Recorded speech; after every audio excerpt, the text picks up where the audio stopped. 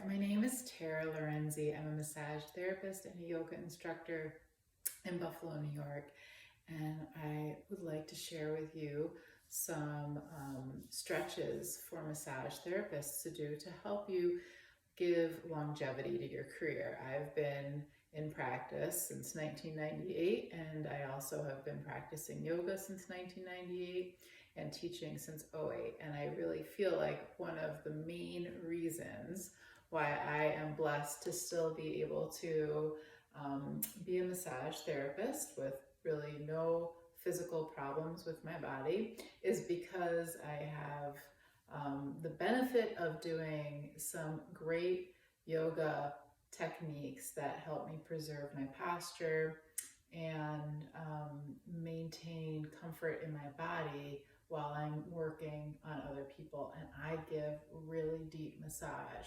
So I really need to keep this body strong and healthy so that I can keep giving these high quality, deep massages. So without further ado, I'm going to just share a few things that you can do. I'm in my real studio here, and I use my massage table to do some stretches when I'm done working. I actually literally just got done working, so this is my post-day little sample routine for you. So I hope that it's intuitive for you to bring your arms up. Inhale. I like to clasp my palms so I can stretch the fascia and the muscles of the hands and the arms, and then I love to go side to side. So this is something that happens every day of my life, whether I'm massaging or not massaging, and you can do this anywhere. If you can't quite clasp your hands, you can grip one wrist and draw yourself over to the opposite side, and then take the opposite wrist and repeat. So I would recommend this every day. Long sweep down with your arms, and if you can see, I've got my hands like this in extension, so that I'm getting a stretch in the palms and up the arms. And I try to imagine I'm touching the side walls as I come down. You can do that a few times, and then of course it's a great idea to open up across the front of the chest. So you can clasp hands if you're able to, square off the wrists or hold the palms together, your choice. And if it doesn't work for you to do that with your elbows in full elbow extension, then you can hold a little strap or a towel between your hands. And we're just gonna really focus on drawing the shoulder blades together using the rhomboids, medial traps, etc., so that we're opening up across the front of the pectoral line from shoulder to shoulder. And we're opening up the elbow joint, which in our line of work, the elbow joint is in such constant flexion. So it's really, really helpful to open up that elbow joint. If you want, you can lift the chest a little bit, stabilizing the pelvis, moving the hands away from the hips. So again, this is something that happens for me every single day. Okay, so then in keeping with opening up the front line, we know that we spent a lot of time, even if your form is good, you're spending a lot of time in hip flexion, right? So just doing a couple simple lunges is a great idea. You can just bring your right leg back and be very, very careful to make sure that you keep the front knee bent over the front ankle so that we protect the knee joint. And from here, you may have your hands on your hips and lift up through the chest, press back through the back heel, and open up that front hip joint. And if you want to add, you can add the arm and a little tip. And you would, of course, repeat this on both sides. You can get that long sweep of the arm back down. So both sides. It's important that you don't lean forward, that you don't round the shoulders, because then you're missing opening up this front that us massage therapists really, really need to open up. So you want to make sure that the shoulder blades are still drawing together, the chest is still lifting. You want to stabilize the pelvis a little bit, so you may find yourself slightly tucking the tail. It's not really a real tuck of the tail, or just ever so slightly drawing the sit bones together as we press back through the left heel. Open up, you can reach up, maybe over. Bring length to the parts of our bodies that shorten when we're working on other people's bodies. And then that long sweep down, come back. And so I have my table in the video because I want to show you some ways that you can just use your table to do a couple quick stretches between clients. So this is a modified downward dog. What you're going to do is you're going to have your hands pretty wide, maybe shoulder width or wider apart. You can make big suction cups out of your hands so that you're, counterposing the constant flexion we have of our palms. You're going to stand a foot or two away from the table with your feet parallel. Reach the arms forward, keep the knees bent if you need to so that you can lengthen the spine. So as you can see, I'm lengthening the entire trunk from my head to my tail. I'm not allowing my spine to round, and so in order to do that, I can bend my knees, flip my tailbone up, which is going to widen the sit bones, lengthen the back edge of the armpits where the rotator cuffs are, and the serratus anterior. Pressing the hands firmly, not too strong, but there's some pressure in the hands to the table, and you're just going to breathe here. Don't let your head drop. Don't try to pick it up. Keep the head more or less in line with the spine, following the natural curves of your spine. A few deep breaths here. And then if you want, you can follow it up with a little stretch, squat to stretch the back. So I'm just letting my elbows rest on the table. You can fold your arms, you can rest your head there, and you can breathe into the back. Nice big breaths, expanding the back, rib cage, shoulder blades, releasing those muscles that probably work to keep you, from falling on your clients while you're administering their treatments. And then coming back up.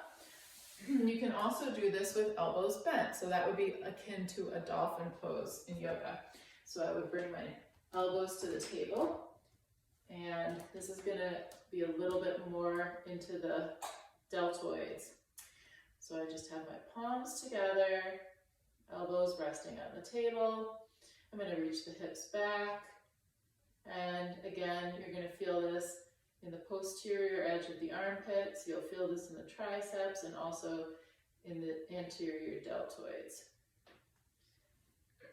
Okay, one more great stretch for the shoulders. I'm going to cross my right arm over left. This would be moving into eagle pose in yoga. And from here, if your body is able to, you can twist the arms up. So I just bring the arms up and kind of bring my left fingertips into my right palm. And then I'm going to urge my forearms forward, my fingertips up. Take a few breaths into the back, expanding where your shoulder blades are. And this is stretching the upper traps, the medial traps, the deltoids. And you can release and go the other way. And release. Give the shoulders a little roll out. And while we're rolling the shoulders out, you can bring the hands to prayer pose. And then we'll just make some circles with the hands. A couple going in both directions. So So the wrists get some movement, mobility. Good. I'm going to go over to the wall. And I find this to be a very, very important stretch to do because we get so tight in our hands and in our arms as massage therapists. So I'm just going to bring my hands to the wall, fingertips pointed up. And I'm going to really bring extension to the arm, contracting the tricep muscles. And I'm going to use my feet in the floor to start to turn my body away. My opposite arm, in this case my left hand, is opening up so that I'm opening across the chest. And I'm just bearing into the floor with my feet. And then from here, I'm going to press my fingertips into the wall, but draw my torso away. So you would do this for, maybe up to a minute per arm. And I'm going to tell you, it's probably going to be a lot more intense on your dominant side arm. For me, that's my right. I'm not going to spend the whole time here. I'm just going to show it again on the left, but I'm going to show the other two variations. So fingers up is what I just did. You can also go fingers back, and you can also go fingers down. In all three variations, you would be contracting the tricep muscles, keeping the elbow in full extension, using your feet into the floor and your opposite hand sort of as a rudder to steer you in the pose. You can spend up to a minute here, as long as it feels applicable, pressing the fingertips into the wall, but drawing your body away. Good. And then along those same lines, you can bring the pinky edge of your arm along the wall and stand quite close to it. So you're kind of turning towards the wall a little bit. And then you're going to press that pinky edge into the wall and start to turn away. So now this is getting more into the pectoral insertions here and the pec major and a little bit into the pec minor.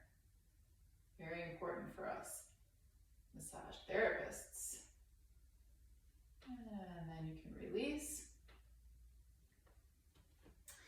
And then I'm going to show you just a way you can use your massage table to do a little back bend, because it's really important for us to focus on opening this front line. We spend so much time, and again, it doesn't matter how good your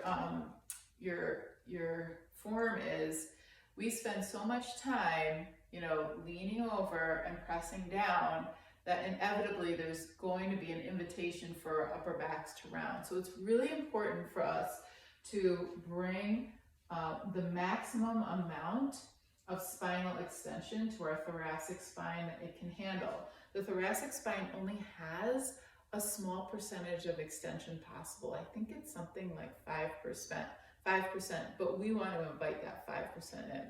So what I'm going to do with the massage table here, and this is a little bit more extreme and not everybody will feel comfortable doing this, but you could also do the same kind of thing, bringing a towel under your spine.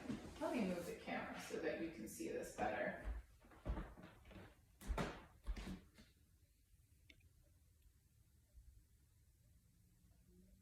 Okay, so you're going to come to the table, and actually this chair is here. This is a nice option if you have a chair that your clients sit on. You could use that for your feet. I'm going to come to the table and bring the edge of the table to my mid-thoracic. So we're talking about T5, 6, 7, probably about T7. And how you know you're in the right spot is if you take your thumbs and you trace to the front of your body, and it meets up with your xiphoid process where the ribs meet. You're going to take your arms and cross them behind your head and make a little shelf for your head. And I've got my feet actually hooked under this chair, but sometimes I just do it with my legs hanging. Or you could put your heels on a chair. Just use what you have in your room. That's the idea here. We're using what we have. And so you're coming back and allowing your weight and gravity to bring an opening to the front line of your body. So this is bringing an opening to the hip flexors, to the abdomen, to the rib cage, to the sternum. And then if your neck feels safe doing so, you can let the head go and reach the arms back. To come up, you would want to lift the chin first, and if you want to assist with your hands, you can lift the chin first, and then I would suggest rolling over rather than doing a sit-up. And then you can come. I like to just sit on the edge of the table after I do that. Take a few breaths. And that would be a wonderful, wonderful way for me to follow up doing a heavy day of massage. So there's a ton of other stretches I could recommend, but I think this is enough to get you going. It's always important to open up the back line, the hamstrings, and to keep our feet mobile, to keep the ankles healthy. But I'm going to leave you with this, and I hope you have a wonderful day. Thank you.